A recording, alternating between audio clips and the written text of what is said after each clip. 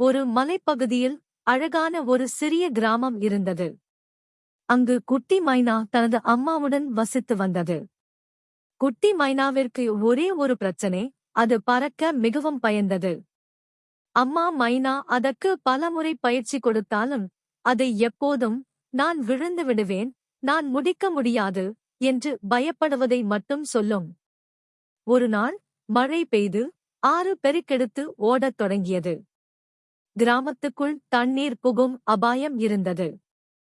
அந்த கிராமத்தில் குட்டி மைனாவின் சிறந்த நண்பன் குட்டி முயல் வசிக்கிறான். குட்டி மைனா, என் வீடு தண்ணீரில் மூழ்கிவிடும். நான் ஏதாவது செய்ய வேண்டுமா என்று முயல் பயமாக கேட்டது. அதை கேட்ட குட்டி மைனா திடுக்கிட்டது. இது அதைத் தவிர வேறு யாரும் செய்ய முடியாத ஒன்று. அம்மா மைனா கூறியது, உன் நண்பனை பாதுகாக்க விரும்பினால் நீ பயத்தை மறந்து பறக்க முயற்சிக்க வேண்டும்.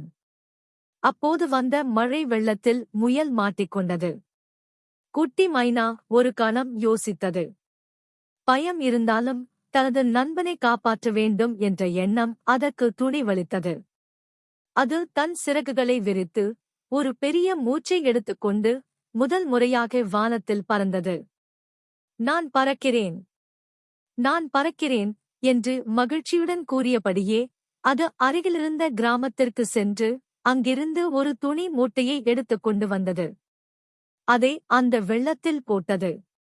அதை பிடித்துக்கொண்டு முயல் பாதுகாப்பாக கரைக்கு ஏறி வந்தது. முயல் குட்டி தன் நண்பனுக்கு நன்றி சொன்னது.